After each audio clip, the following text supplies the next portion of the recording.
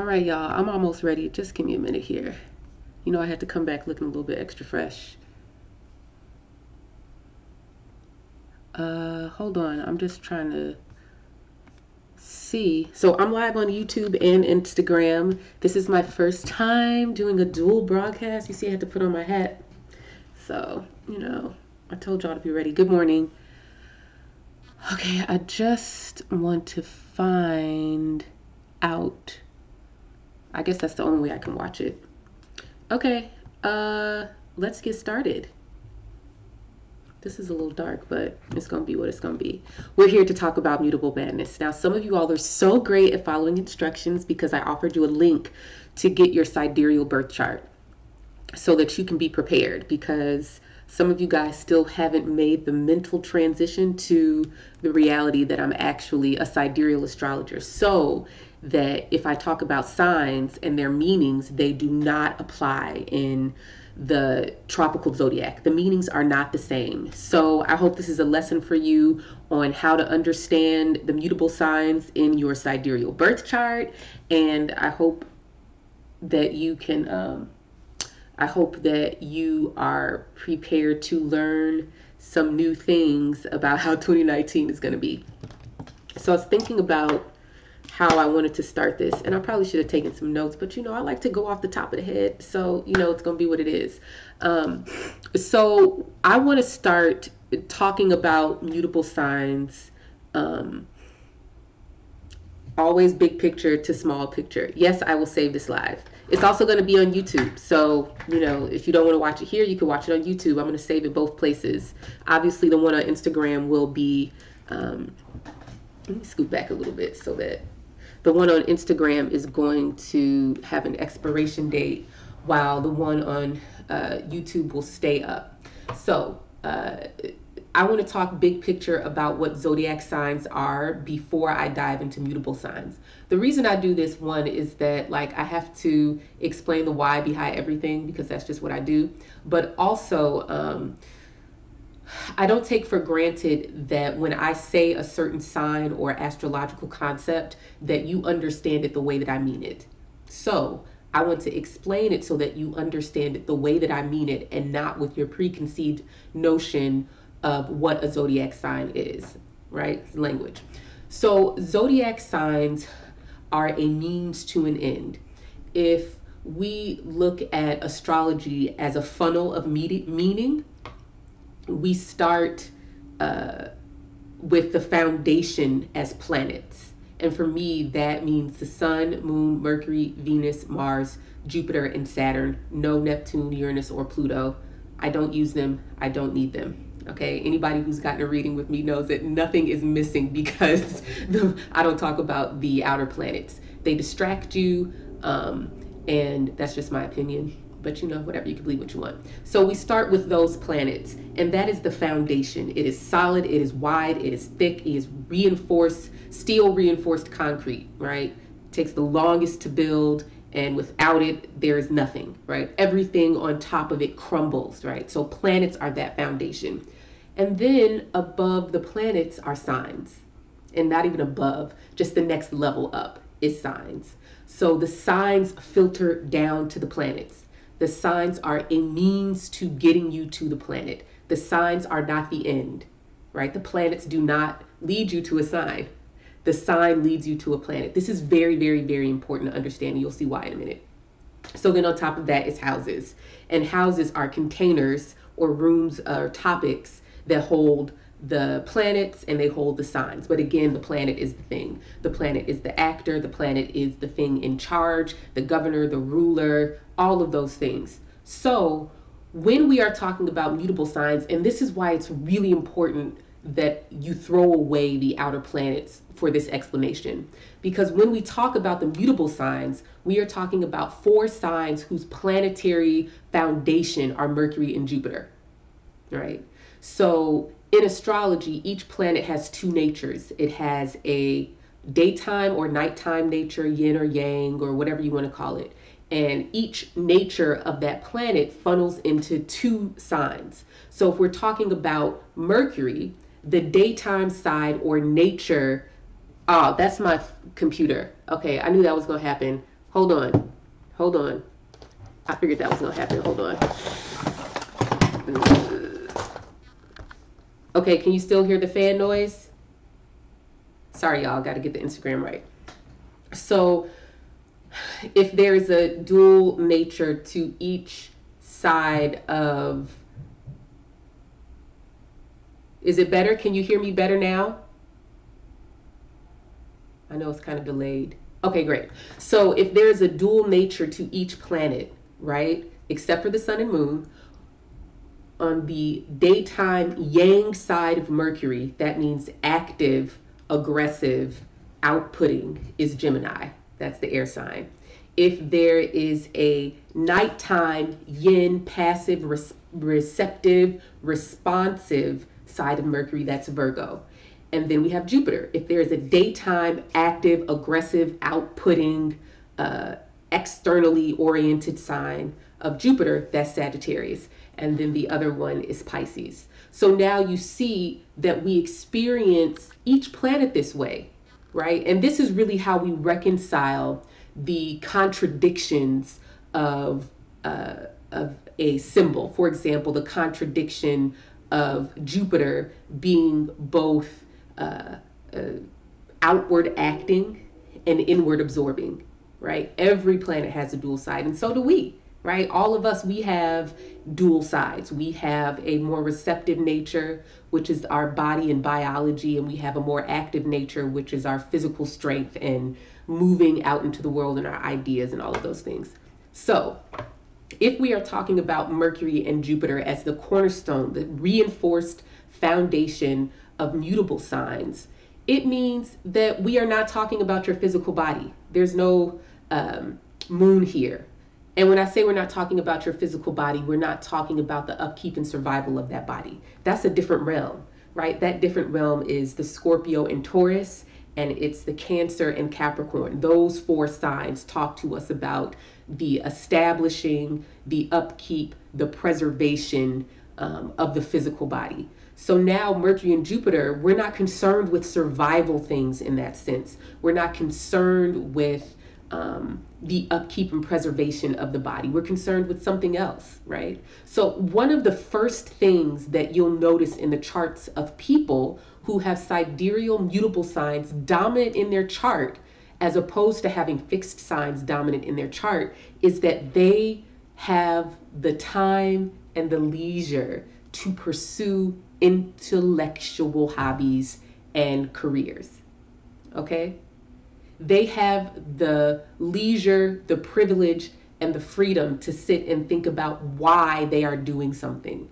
Whether they want to do this, or whether they want to do that, or will this fulfill me, or will this be my passion, or will this be my purpose, or will this give me the joy that I'm seeking in life, right? Why? Because those signs are not focused on survival stuff. This is really, really, really important. Thank you, Jane D, on Twitter here, Instagram here. So all of that to say that in a collective sense, when we are talking about mutable signs, we are talking about the world of ideas, that's Gemini, language, that's Gemini, symbols and words, right? Story, that's Gemini and Sagittarius. We're talking about numbers and data. We are talking about science. We are talking about technology, that's Virgo. We are talking about religion and culture, cosmology, customs, teaching, right? All of that is Sagittarius. And we're talking about the spiritual and beyond the physical. And I don't want to conflate that with any New Age stuff. When I say beyond the physical, that means beyond the tangible and what you have physical evidence for. That's Pisces. Yes, I'm only talking about sidereal because I don't do tropical, right? I said that at the beginning, but you might have missed it. So we're talking about that world, right? Language, ideas, culture, religion, technology, right? What are the tools that we use to communicate our ideas, make sense of the world around us, and talk about each other, to each other, and the world around us, right? I'll say that again. What are the tools that we use to talk to each other about the world around us, to make sense of ourselves and each other, right? This is what the mutable signs teach us about.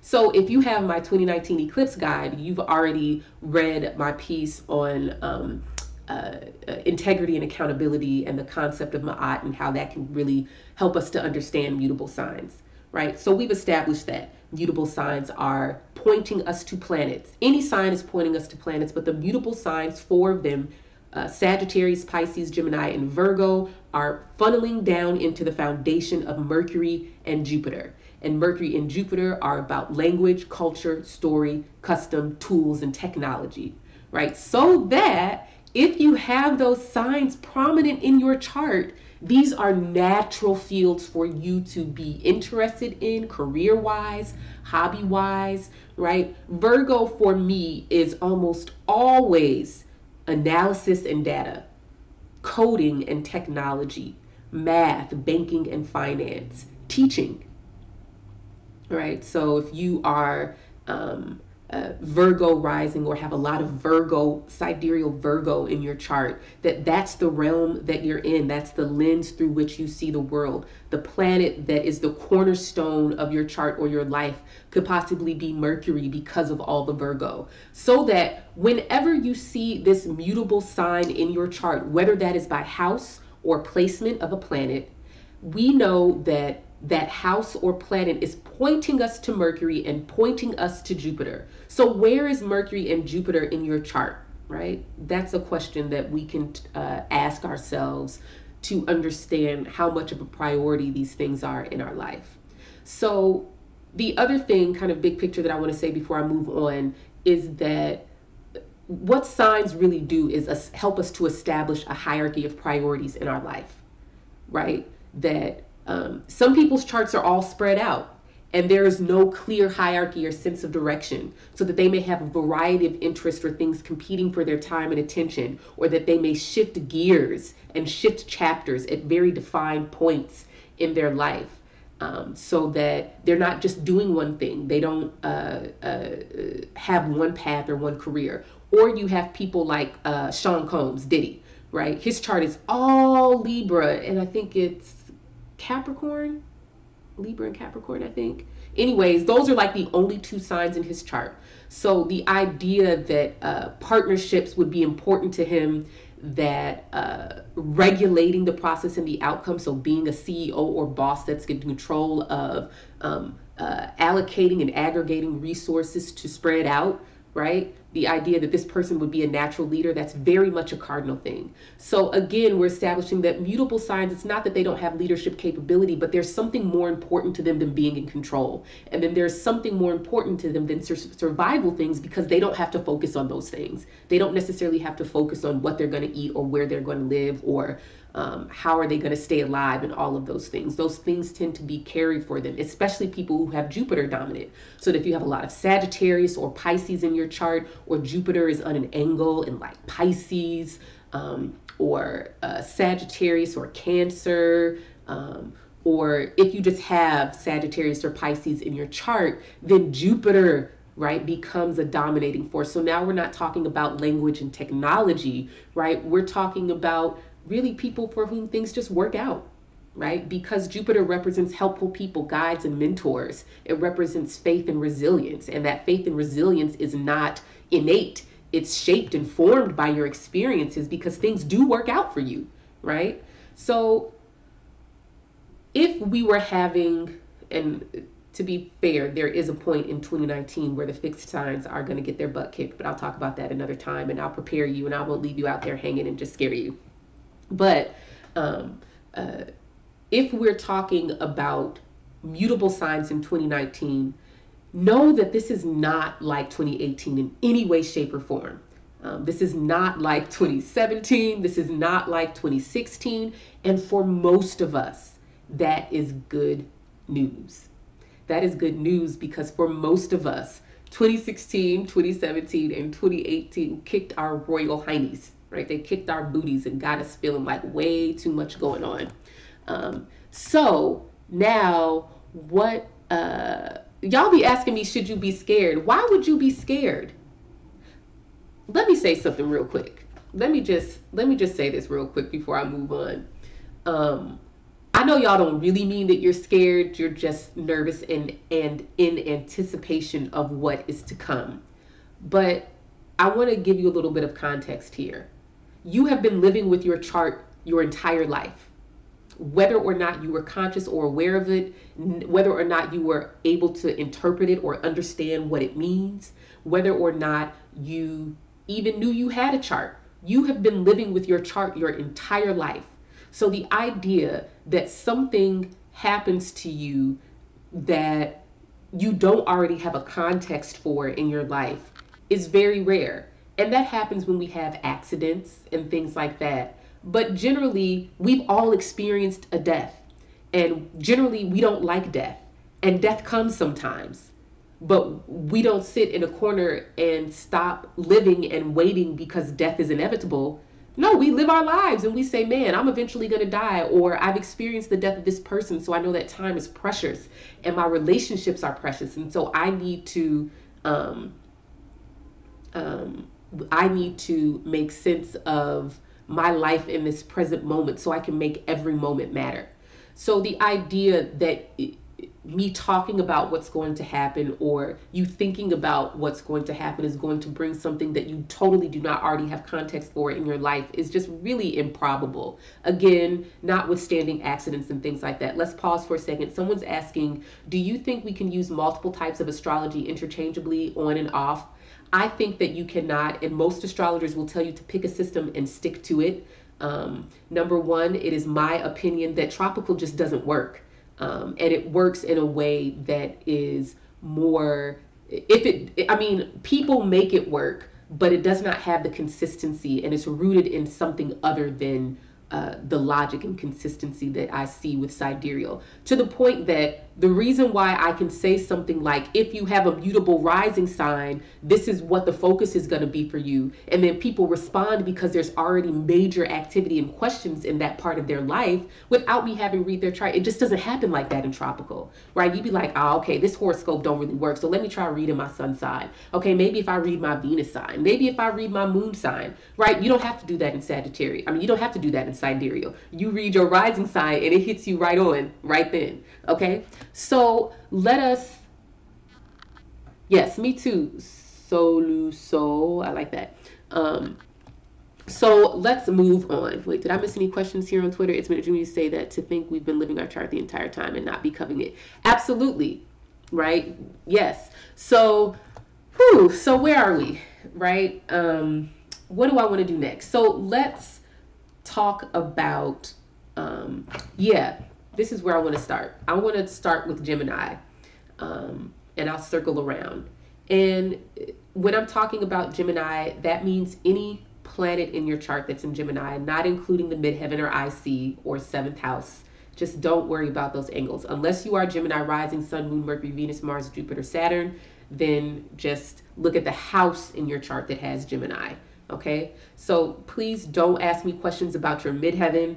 Don't ask me questions about your descendant. Don't ask me questions about your North Node. Don't ask me questions about your Pluto, your Neptune, your Uranus. Don't ask me questions about your IC. Don't ask me about Vesta. Don't ask me about whatever asteroids you got in your chart, because I don't use them. You'll have to ask somebody else who has expertise on that. It ain't me. All right, so let's start with Gemini. Oh, I can't even get to my phone because I'm using it, because I had some notes in there on Gemini. And I've been waiting for the right opportunity to share this because I think it's a very important context for 2019. Why? Because there are 5 eclipses in 2019. I've explained what an eclipse is, but I will give you another explanation for those who are tuning in for the first time or may not have heard that explanation. But there are 5 eclipses in 2019. 3 of them are in Sagittarius and 1 is in Gemini. The other 1 is in Cancer, right?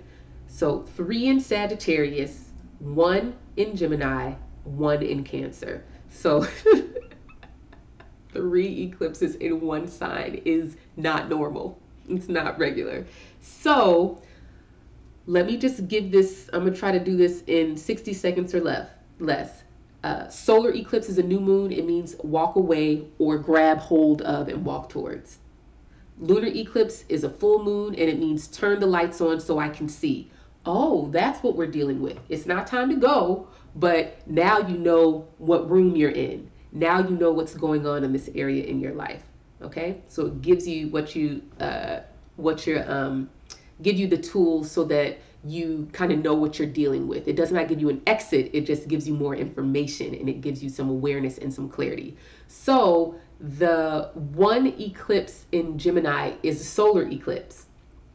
3 eclipses in Sagittarius, 2 are solar eclipses, 1 is lunar eclipses. So just do with that what you will. If you need more on that, get the 2019 eclipse guide, because I don't want to rehash that information. I've probably done like 3 videos on that at this point.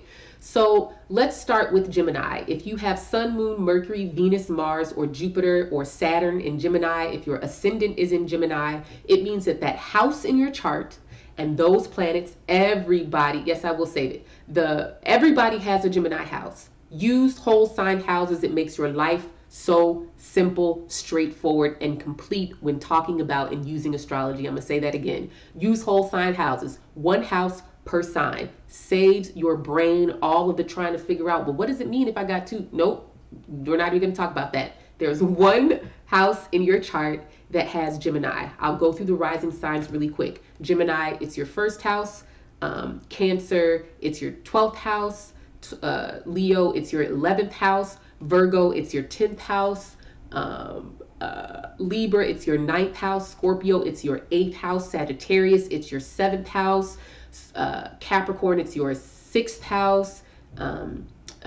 What's that for Capricorn? Aquarius, it's your 5th house. Pisces, it's your 4th house. And Aries, it's your 3rd house. I think I did that right. Right? So everybody has a Gemini house. Wherever Gemini is in your chart by sign or house, it is answering to Mercury. So everybody has 2 houses in their chart that are answering to Mercury, but the Gemini house is answering to Mercury. The word that I want to sear into your consciousness for Gemini is, it's not one word, it's a concept: face value, right? Face value means that you are not looking at intention. You're not concerned with why. You are concerned with what. What was said? What was written? Where am I sending this package? Where am I driving to? What do I need to say in order to get this thing, right? This is not about why. This is not about meaning or intention or purpose. Face value is what allows us to communicate with each other, so that people who have struggles communicating and seeing people or hearing things at face value, those are people who have issues communicating, right? Because I can't just say, wow, this is such a great cookie, because in your mind, maybe there's some wires crossed, or emotionally there's something, like you just can't say, oh, it's a great cookie. Like, but why is it a great cookie? Who made it? Who gave it to you, right? You see, this is what we do in relationships sometimes when there is distrust, right? We can't take things at face value because we are bringing an existing narrative to it. So there's 2 sides of this. The Gemini face value allows us to see things as they are, or just listen and hear and pay attention to what's in front of our face, rather than thinking so deeply and critically about the intention or meaning behind something. Now, there's a time and a place for that. When you go to the post office, you do not want the post office to open up your letter and read your mail and be like, yeah, I'm not sending this because you lied, or you misspelled the word boo, or I don't agree with this, so I'm not going to mail your letter, right? You don't want the post office. You don't want your email software to be like, are you sure you want to say this to your ex, right? You don't want your email software to do that. You want your email software to send it as soon as you press send, or maybe you put a delay on it like me because you be forgetting attachments and things like that, right? But this is Gemini, right? When you go to the library to get a book, you don't want the library to be like, girl, you know you don't want to read that book, right? So Gemini is about withholding judgment in order to take things at face value, right? It's communicating with clarity and articulation, right? To articulate means to put something into symbolic form, whether that is word, story, numbers, right? All of those things. Okay, so wherever Gemini is in your chart, it is where you take things at face value. So if you're Gemini rising, you're a person who takes things at face value, because who you are is you just see things for what they are. You're not looking deeper. Plus, you got to get on to the next thing. So part of taking things at face value is if the post office sat and read every single letter that was sent through the post office, it would never be able to get to the next thing, because who's going to do all of that, right? So just send the letter. That's your job. Just send the letter. Okay, so for example, if you have, say, Scorpio rising and Gemini is your 8th house, that's challenging for you. You don't take things at face value, because for Scorpio rising, they either appear, their physical appearance is one that makes people uncomfortable because maybe they're taller than normal. So a lot of people who are sidereal Scorpio rising, because of Mars being the ruler there, might be taller than normal. And so, for example, I know someone who is Scorpio rising, and this person just can't enter a room like the rest of us. He's big, he's a linebacker size. And so just from the beginning, he's always been much bigger than his peers. And so this idea that he could take people's responses to him on face value is just not really true, because inevitably people are intimidated. So he can't always take things at face value, right? Or if you're Capricorn rising and Gemini is your 6th house, right? That's an uncomfortable relationship for you. Now, let's move on to Virgo. I have a lot to say about Virgo, but I'm going to try to keep it short. I think Virgo is, and this goes back to some things I've said before about Mercury being the most underrated planet in astrology, because without Mercury, there is no language, there is no story, there is no communication, there is no ritual, right? And that's a very important word for Virgo. So let's rewind and put some context here. Gemini is the air mutable sign, and it's externally focused, right? Gemini names things. Oh, paper. Great. Oh, cookie. One of the things that I noticed with people who have Gemini prominent is that they're the people, this is so shady, but I'm just going to tell you the truth. Gemini is the sign that, Gemini is the sign responsible for forwarding you all of those chain letters and forwarding you all of the stories that you got to go on Snopes to check out and see if it's true, because Gemini is not judging to things, see if something's true, and they don't necessarily care. They're just like, oh, this is really interesting, did you read that? And me, having no Gemini and lots of Sagittarius, I'm like, for real? Really? That's not true. But they don't care, right? They're just passing it along like, oh, this was really interesting. So anyways, so if Gemini names things, takes things at face value, here's a book, right? Here's a shoe, here's an apple, right? Virgo classifies and organizes things, right? Classification and organization, calculating the process and the outcome, right? So this is how many steps does it get to take from A to B. So now you see, you cannot divorce those two things, because if Gemini is the one responsible for carrying the book from the library to the interloan library thing, whatever it is, or the letter to the person, right? If that's Gemini, that side of Mercury, somebody has to figure out how we're going to get there. Someone has to figure out how many steps it's going to take, how many miles, what's the best way to do this thing. Calculating and organizing, classifying, right? Counting, right? So I can't remember if I took this paragraph out of the eclipse guide, but one of the things that I talk about when we're talking about mutable signs, and we're talking about Virgo specifically, what has to do with data and analysis and research technology. Again, if you missed that, people, and let me rewind real quick. People who have Gemini prominent in their chart, if you have Mercury in Gemini, or multiple planets in Gemini and Mercury in Gemini, these are people who communicate for the sake of communication. So their job is PR, their job is communication, their job is writing, their job is librarian, their job is, right, these things that are communication naming things for the sake of naming things, not as a means to something else, which means that if you have your Mercury in a sign other than Gemini or Virgo, then your communication, your articulation is a means to something else, not for the sake of it itself. So then when we get to Virgo and you have Mercury in Virgo or multiple planets in Virgo plus Mercury in Virgo, or just Virgo rising or Mercury, whatever it may be, again, these are people who are calculating, analyzing as their job, right? They are aggregating data and organizing it and going through it and seeing if it adds up, right? Very Virgo. So that's bankers. That is people who work in research and analysis in labs, people who are accountants, right? I had a client yesterday who was Capricorn rising with Saturn in Virgo in the ninth, compliance officer for an accounting firm, right? I don't really think that that could be more straightforward. So Virgo then is the other side. One of the ways that I break this down in the 2019 Eclipse Guide is that if Gemini is the external action of naming things, hold on, y'all.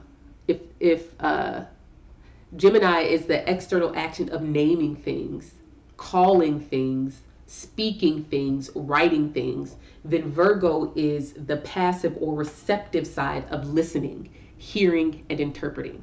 So you have articulation for Gemini and you have interpretation for Virgo. So interpretation is, and maybe translation is a better word. I feel like I played around with that a little bit. But the whole point being that the Virgo side is about receiving what was said, what was written, what was sent, what was received. And now let's put it in its right place. Where does this go? Oh, this is a book. This goes over there. Oh, this is order 7952347. This needs to go to the whatchamacallit place. Let's aggregate these orders here, right? How many do we have of that? Right? This is Virgo. Everything has a place and everything in its place, right? If you know any Virgos, people with Virgo prominent, especially Sun, Mercury, even Moon sometime. Not really Moon. I would say Mercury, Sun, and maybe, no, not Venus, definitely Mercury and Sun. These are people who are everything has a place and everything in its place, including you. What's your little compartment that they're going to put you in? Which is why Venus struggles in Virgo, because relationships just don't work in this very calculated, process-oriented way. And Virgo is just like, how do I human relationship, right? How do I human love, right? So we have the articulation of Gemini, the interpretation or hearing of Virgo. Now I'm going to come back over here to this side of Sagittarius, right? This is really the cornerstone mutable sign as far as I'm concerned. And I think that is a little bit biased of me, but I'm going to roll with it. And it works for 2019 because there are 3 eclipses in Sagittarius. So wherever Sagittarius is in your birth chart, this is a mutable fire sign. Fire is always talking to us about will. Will is the animating force that impels you or gives you the strength to act. So for Sagittarius, we're talking about the intention of your will. What is the thing that motivates you to act? Why? You may have seen some tweets and some Instagram posts that I did a few months ago about the intentional why. And I've been working to create a language around intention that is not action oriented, right? I think that is a necessary way to disrupt capitalism, because the word intention has been co-opted as a kind of to-do list, right? So a to-do list and how much can I get done? I intend to exercise every day. And it's just like, no, that's actually not an intention. That is a to-do list, right? So the intentional why, or the intention or the motivation of the will that is in Sagittarius is about, why am I doing this thing? See, the nature of mutable signs is not only the capacity to adapt and change based on new information or experiences, they are compelled to do it, right?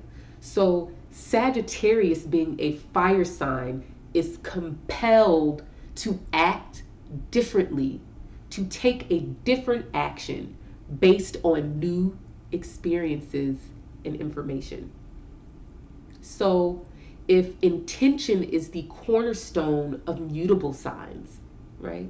Remember, at the beginning of this, I was talking about because Mercury and Jupiter are the cornerstone and foundation of what mutable signs are leading us to planet wise, we know that we're not concerned about self protection and survival, which is Mars, right? We're not talking about conforming and assimilating as a means to survival, which is Venus by way of Taurus.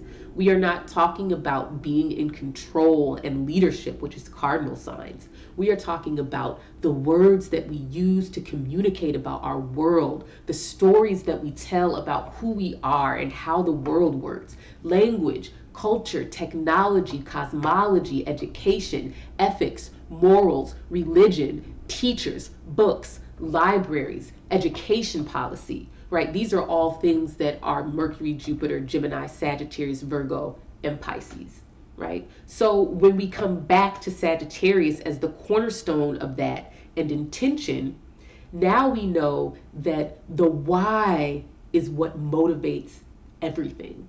It is what motivates the words you choose and how you speak. Why is what motivates how you even listen and interpret what is said to you, right? So if your intention now is the why instead of the action, it means that your intention can lead to a variety of different actions, and that action might change based on your experiences. This is really important for Sagittarius, right? So a lot of the questions that I ask in the Eclipse Guide and in the 2019 Sidereal Astrology Guide regarding the Sagittarius eclipses and transits is, why do you do what you do? Why do you act this way? What is your intention, right? Without clear intention, we end up in a lot of places that we don't want to be.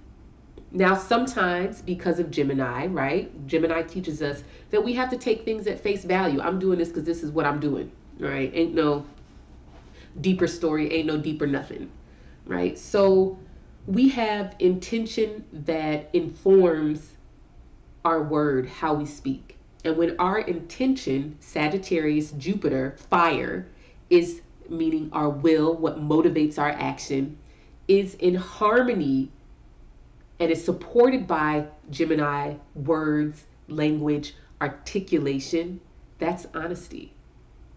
Honesty is a byproduct of clear intention and articulation. Or we can say honesty is clearly articulated intention, right? Because the other option is sarcasm, right? When you mean this, but you use these words. Or irony, when you mean this, but you use these words, right? Or lying, when you mean this, but you use these words, right? So now we've talked about that, and I want to connect this other dot here. If Gemini is speaking and writing and articulating, what do we say? What do we speak? And Virgo is, what did I hear, right? How does this all add up? What's the data here? How many? What color? What's the dimensions, right? If that's Virgo, when interpretation or hearing is in harmony with articulation, there we have intelligibility. That is the capacity to be understood on a verbal face value level. It's like, oh, I speak your language, so I understand the words that are coming out of your mouth. Or I speak your dialect, so I understand the words that are coming out of your mouth. Or you are speaking to me in a way that I can understand, right? I'm 6, so you're talking to me like a 6-year-old so that I can comprehend you. You're being intelligible to me, right? So we have honesty as the meeting point of Sagittarius and Gemini, and we have intelligibility as the meeting point between Virgo and Gemini. Okay, so now let's come back to Pisces, right? I'm just checking this, checking the questions on YouTube. So if Sagittarius is the why, the intention that informs an action, or an intention that we hide or don't want to be known or seen, Gemini is the words that we use.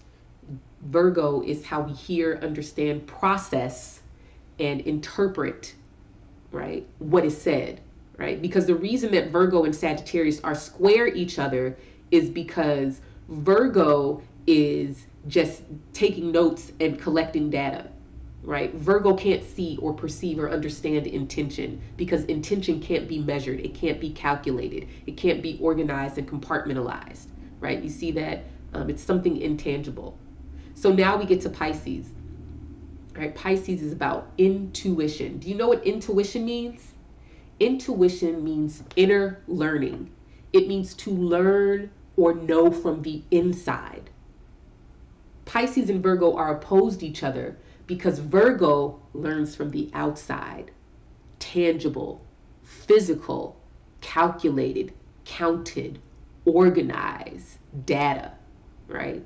Pisces says, no, I'm learning from the inside. What is on the inside? This is not some fluffy, wuffy, oh, I have an inner teacher that is showing me, right? That's not what I'm talking about here. When you learn from the inside, Pisces is water. We are talking about your physical body. What is the response that your body is teaching you about what you just heard or perceived or experienced? Right? How can you understand intention when one's actions and words are in misalignment with that intention? Right?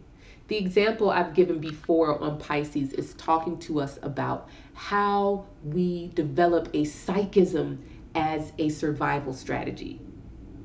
I need to be able to understand sarcasm. I need to be able to understand somebody talking through their teeth, because I can say, yeah, you can have that cookie. Or I can say, yeah, you can have that cookie, right? And it's not because I'm intellectually processing what that, right, talking to your teeth like this means. It's that my body can feel. A child, right? A child, their body can feel what that talking through their teeth means. It's like, oh, maybe I really can't have the cookie. Maybe I, right? So Pisces is the physical processing, right? How do I understand the world around me through my body, right? So when the interpretation, translation, and hearing of Virgo is in harmony with the inner learning, the body's experience of what is heard or seen or felt, that is discernment. Discernment means that I can tell the difference between when I should take something at face value or when I should know that this person is not being forthcoming or honest with me. Discernment means I know when it's time to calculate and add and subtract, and when it's time to let that go aside and lead with something different, right? One of the things that is inherent in all of this is spirituality and religion. And each four of these mutable signs are telling us something different about spirituality and religion. Mercury is liturgy. It is the text that we use, right? It is the preacher who speaks, right? It is the preacher who is telling the story, right? Who is reinforcing the story through words, okay? Virgo, though, is the ritual and ceremony. If you have not seen my article on my website on Beyonce and Virgo, that I wrote after her Grammy performance last year, you should read it. In that article, I talk about how every religious tradition across the world, mostly because they're all connected or derivatives of each other, has some kind of concept for Mercury, whether that's Elegba, Hermes, and Mary, right? And then every, religious cosmology or story has some permutation of a virgin or a woman who is giving birth to a deity, and this deity is this, and that, right? But what all of those things have in common is One, that they are bringing into physical, tangible form uh, uh, something divine, right? So there's even a scripture in the Bible, at the beginning of John. In the beginning was the Word, Gemini, Mercury, and the Word was with God, right? Sun and Mercury, and the Word was God, Sun and Mercury, Kazemi, right? But then the Word became flesh because the woman, right, gave birth to this Word, right, in the form of Jesus. This is how the story goes. But there's so much astrological symbolism in it, and there's so much of that across all religions, right? But the whole point being is that Mercury is so underrated. If you've ever seen the Magician card in the tarot, I don't really vibe with the astrological significations for the most part. Like, I was just thinking the Emperor should be Leo and not Aries because, yeah, unless it's Sun in Aries, which is something different. But anyways, the magician is Mercury, right? And you see the magician there with his arm up and he's got all the tools on the table. Why? Because he is holding a ritual. He's in charge of the ceremony. He is the priest who has been initiated and given the rite of passage and having the secret and hidden knowledge in order to do the ritual. Why? Because Mercury is never far away from the sun. What is the sun? Gods, deities, right? So all cultures have this. So Virgo is talking to us about that, right? Pisces is talking to us about the mystical, miracle side of religion, the faith healing, the even being able to feel what other people are feeling and using that as a mechanism of healing, and not healing as in the metaphysical new age sense. I mean, literally, you're physically sick and I can heal you without doing, right, without a knife or drugs. But again, everything really comes back to Virgo, because the Virgo is the one that has the capacity to bridge the gap between heaven and earth and the underworld. That's another thing that all of these deities or religious concepts have in common. So this is a conversation that we're going to be talking about a lot in 2019, and conversations that we're going to be having with ourselves. What is my own intention? Why do I do what I do? And do my intentions align with my convictions? Right? Am I acting in a way that is in harmony? Am I speaking in accordance with my intentions? Am I really able to articulate my truth? Another question that I've asked recently is, what is my origin story? When we talk about taking things at face value, and I think this is where we struggled with truth over the past 3 years specifically, going back to the beginning of the 2016 election cycle, where we've struggled with truth is that we take people's words at face value without scrutinizing the story that they're telling. I believe that every single time we speak, we are telling a story. Every single time we communicate with someone, we are telling a story. We are interpreting what happens to us and using words through this story about what we believe is possible or what we're emotionally invested in as truth, right? So we're asking ourselves, what are the stories around these different areas of our life? All right. So let me move forward, and I want to wrap this up because I don't want to be here all day. I really do have some work to do. I want to put up the 2019 sidereal astrology guides, the small amount that I have in stock. I want to put them up on the website. Yeah, so I'm going to do that when I hang up. But anyways, so let me break down what these eclipses are doing to each sign. So again, this is primarily for if you are the moon or rising of whichever mutable sign I'm talking about. If you are Virgo moon or rising, Sagittarius moon or rising, Gemini moon or rising, Pisces moon or rising. Okay, so let's go back. Let's start with Gemini. If you are Gemini rising, these eclipses are primarily in your 7th house. You have 1 in your 1st house, but there are 3 in your 7th house. And these eclipses are January 5th, I want to say July 1st, 4th, 6th, something like that. I can't look right now because all of my devices that have my calendars on them are all used up. And then the final one is at the end of the year on December 26, 2019. So 7th house. Unfortunately for you, and for anybody who talks about the seventh house is not about love.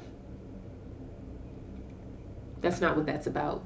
The seventh house is about the other. It's about what I am not, right? So for Gemini, that would be like, I'm not deep like that. I'm just saying what I'm saying. I'm just joking, girl. I ain't even, right? But the seventh house is what I am not.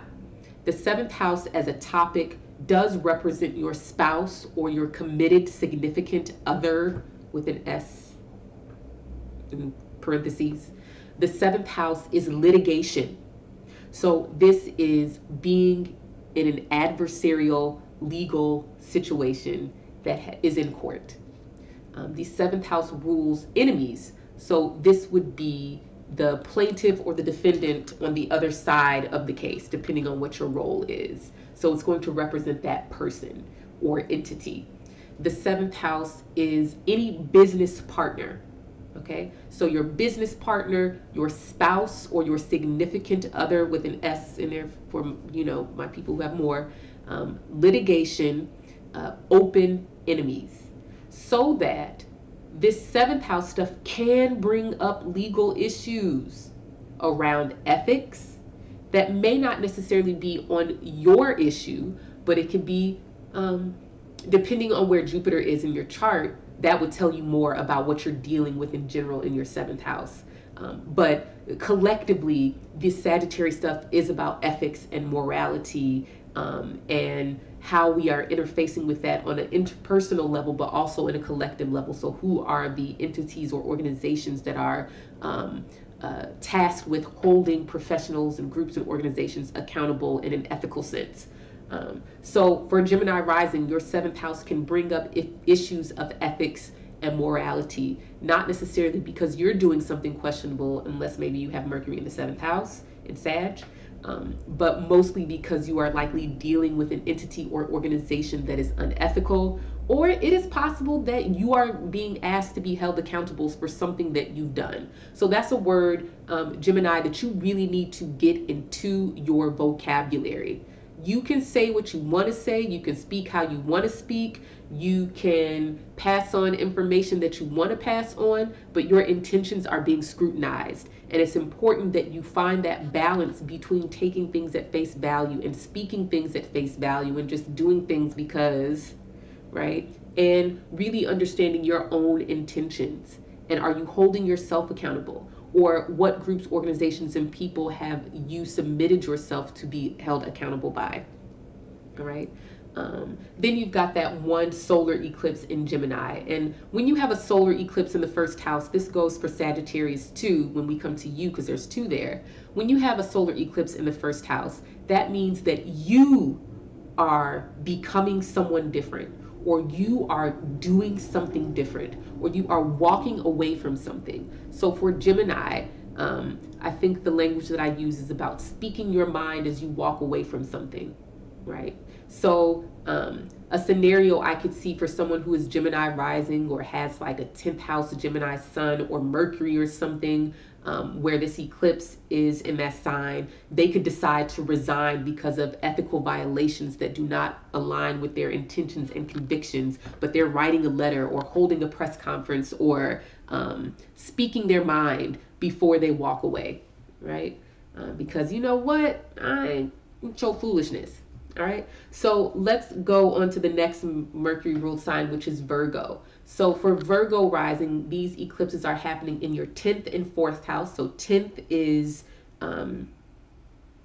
Gemini, 4th is Sagittarius, right? So here you are over here just trying to count the stuff and organize it and put it where it goes. Use your hands and use technology and use tools and acquire skills, like you just trying to live your life, Virgo. But meanwhile, there's this thing happening, and this is happening in the parental houses of your chart.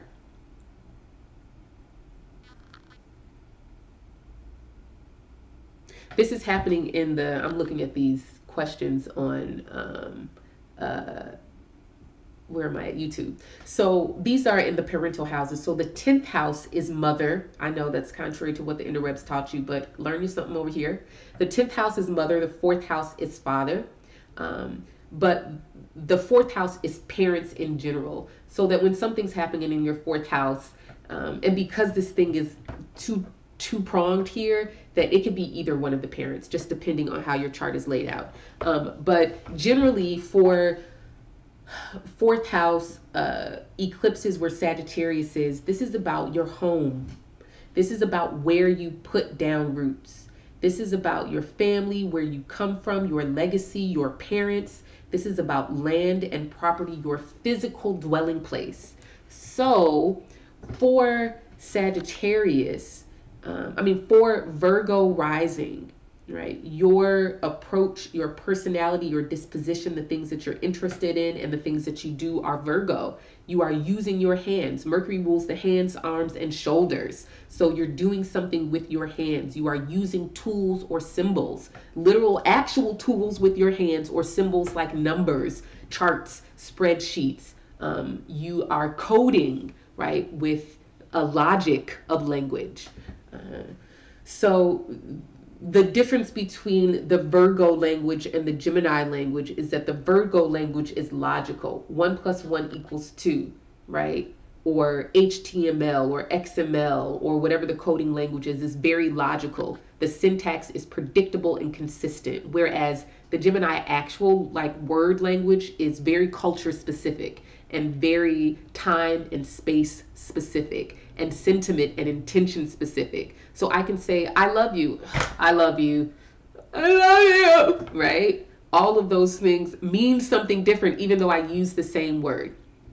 Okay, so for Virgo, you're operating in this world of very tangible, hands-on logic, math, symbols, data, analysis, research world. And Sagittarius is like, but why?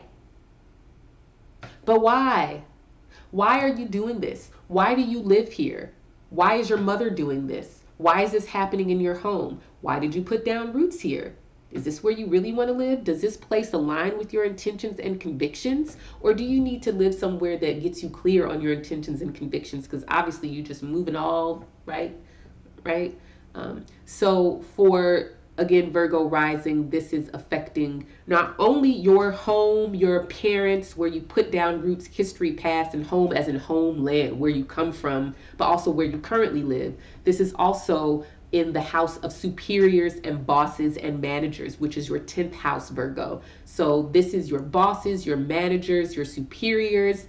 And again, I think that for all of us, no matter what your sign is, but I'm talking within the context of Virgo here, that we are dealing with, should I take this person at face value? Should I hear what they're saying at face value? Or do I need to dig deeper and uncover their intention? Is uncovering the intention going to help me understand this better? Is it going to help me do my job better? Virgo, is it going to help me figure out where I should live and put down roots better if I'm clear on that person's intentions, my own intentions, etc.? Let's move on to Sagittarius. This is your first house. So Sagittarius is twitching places with Capricorn, right? Because Capricorn in 2018 was the sign that was getting the business with Mars there and eclipses. And Capricorn was like, I've got this. Let me control it. Here is what we're going to do. And then on the Cancer side, it was like, put out this fire. It's like, no, I just want to put out this fire. Now, if we can just allocate the resources and put out this fire, right? And that fire was your significant other.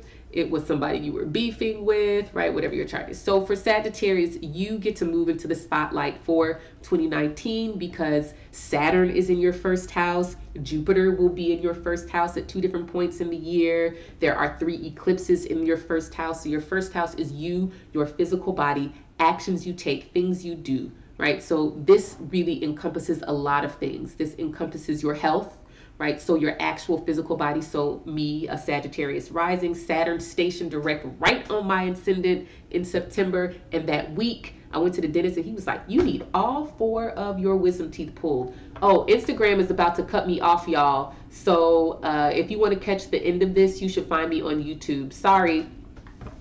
But maybe I'll go live again. We'll see. Well, I don't know if I could do that. Anyways, so, right. So Sagittarius, this is your physical body. Pause, YouTube. Instagram is cutting me off. Please find me on YouTube at Lindana. All right. So, right. So where were we? So,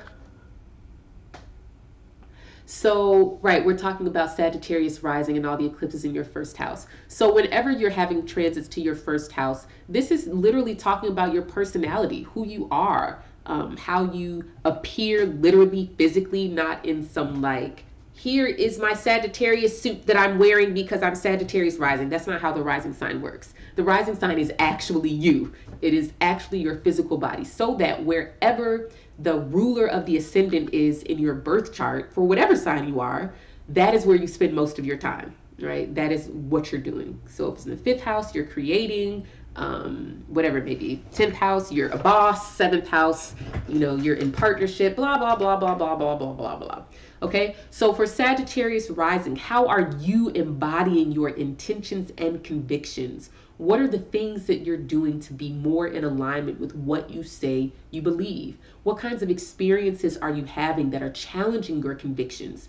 What kinds of things are you walking away from? Or the kinds of behaviors, identities, sense of self, habits are you walking away from because it no longer aligns with your intentions and convictions? What new awarenesses and beliefs are you having about yourself and your place in the world that is changing how you show up, how you wear your hair, how you dress, what colors you wear, right? All of those things. You might cut all your hair off. You might change your wardrobe. You might change the way you walk, whatever it may be. You might decide that this particular role that you were playing for a particular time in your life is no longer conducive to your intentions and convictions. You are really at the center and brunt of this. So a lot of stories that we see out in the world are going to be people who have prominent placements in Sagittariuses. They are Sagittarius. They are going to be the agents that are being held accountable and that we hold accountable. So a really great example of this is the new congressperson from New York, Alexandria Ocasio, with the Saturn and Sagittarius, and she's having her Saturn return. I think she's even got Jupiter and Gemini. And so she is really at the center of holding Congress accountable.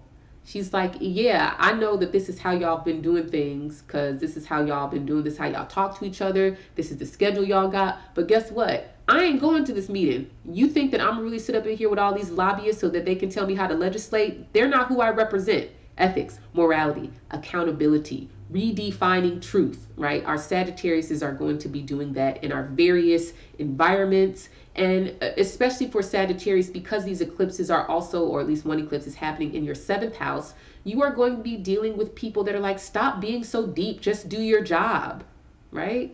Okay. Finally, we are at Pisces. So this is Pisces moon and rising, or any prominent placement in Pisces that is not your midheaven, your north node, Uranus, Pluto, Neptune, your Vesta, your Ceres, whatever Lilith, all those things that y'all use. Not that, because I don't use those. I'm talking about your actual ascendant, moon placements, whatever. So let me plug this up. Hold on. So for Pisces, right? Pisces, you know, you are porous. You are changeable. You are like a sponge, and wherever you go, you soak up the culture, right? You become where you are. Right? You learn how to adapt and fit in. You adopt the culture, the language. You become where you are, right? Rather than Sagittarius, who comes in and wants the intention or why to conform to their why, right? They bring that. But because Pisces is a water sign, we're talking about the physical body, and we are talking about being receptive and yin, and Again, mutable signs change, conform, and adapt based on new information and experiences. So Virgo is updating its calculations when the new set of data and numbers come in. Sagittarius is changing their action with a new intention. Gemini is saying something different because they read something different. And Pisces is being and feeling different because of their being in a different environment, right? So one of the things that Pisces does is Pisces is able to feel what another person feels, even though they have not had the experience to do that. Also, it talks to us about the ways that our bodies change based on our environment. How my anxiety and fight or flight is great example. This is a common joke. I've seen it happen. I've heard it happen that when Black people are together and somebody starts running, nobody stops and says, "Ooh, where y'all going? Why you running?" You just start running, and then you figure out when you get there why everybody's running. This is very Pisces, right? Your body is conforming to the survival instinct, fight or flight that somebody else has already initiated.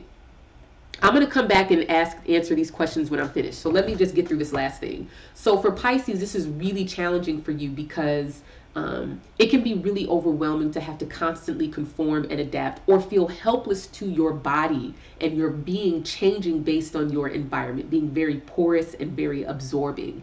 And so the square, especially from Sagittarius, is between fire and water, and constantly having to keep up with the changeable actions and intentions of Sagittarius. So for you, Sagittarius is your 10th house. We're talking about your superiors and your bosses and your authority or rank in your job and in the world.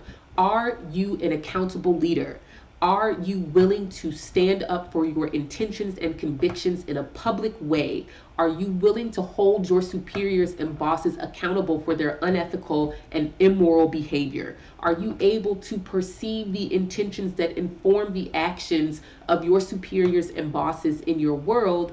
Or are you Gemini, just taking things at face value, just doing your job, getting from A to B, right?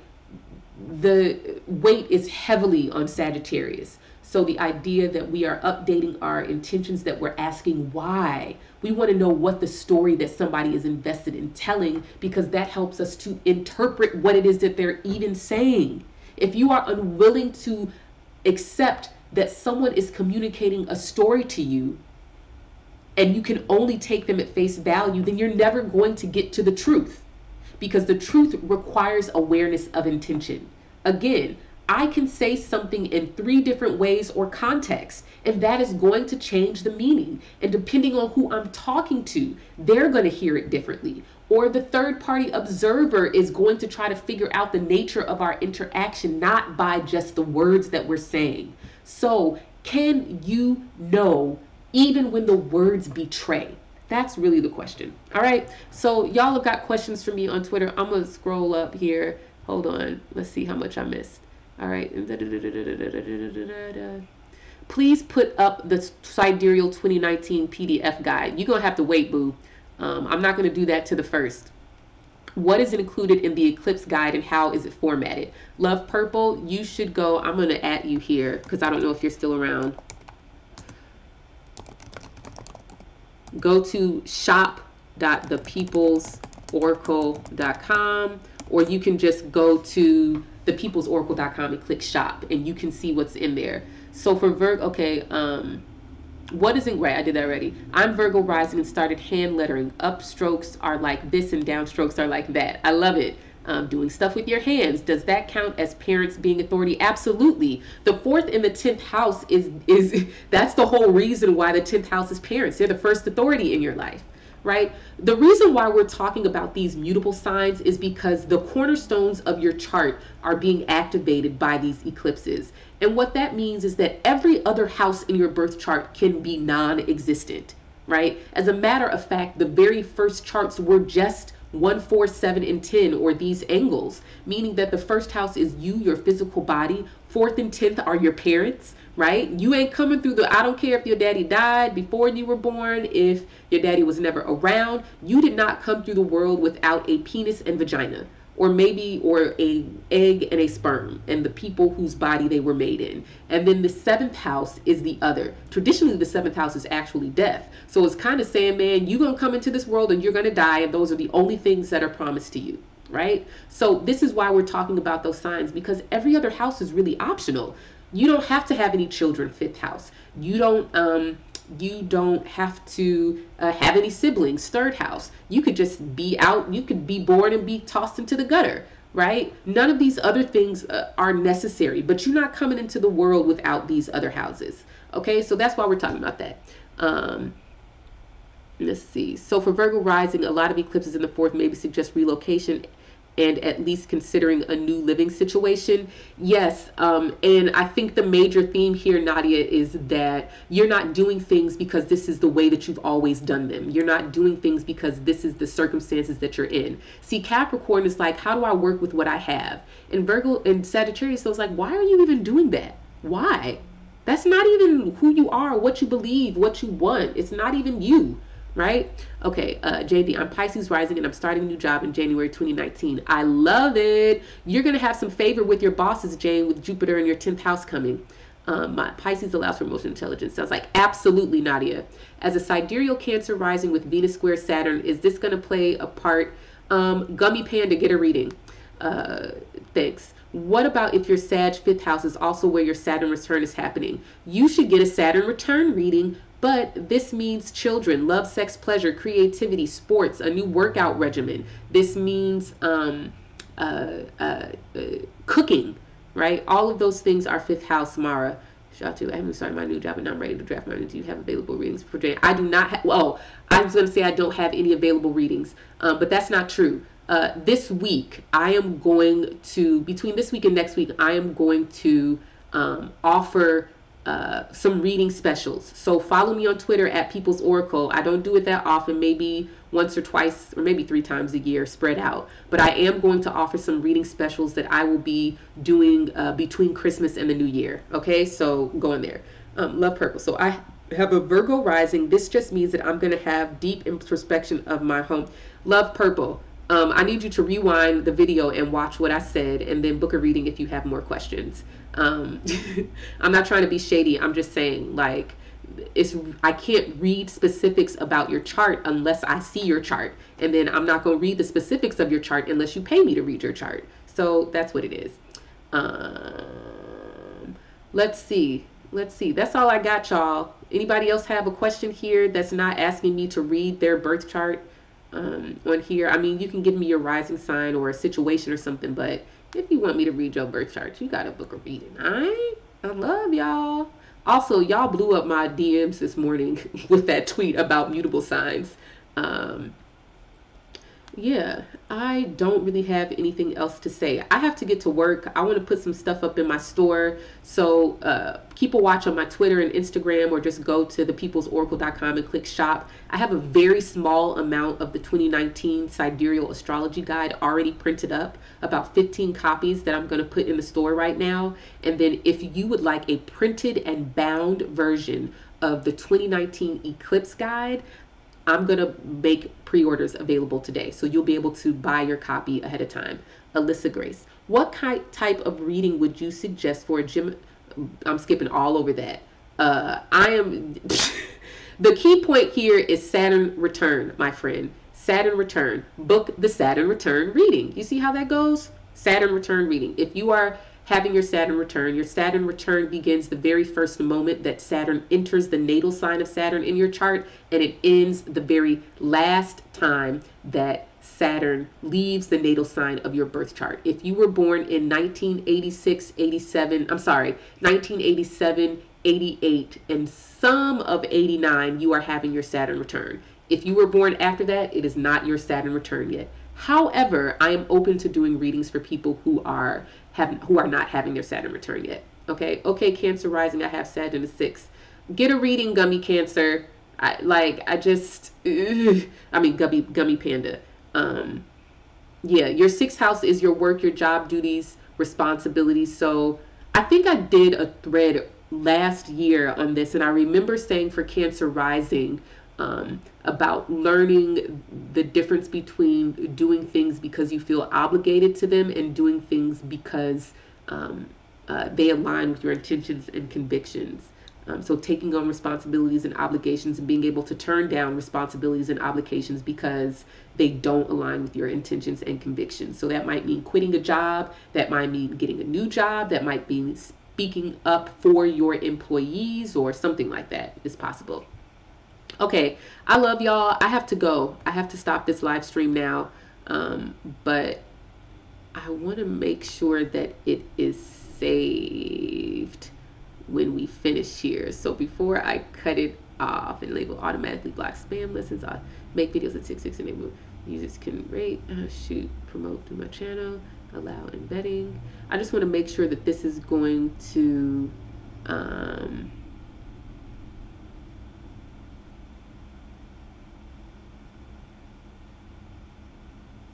I guess that's it.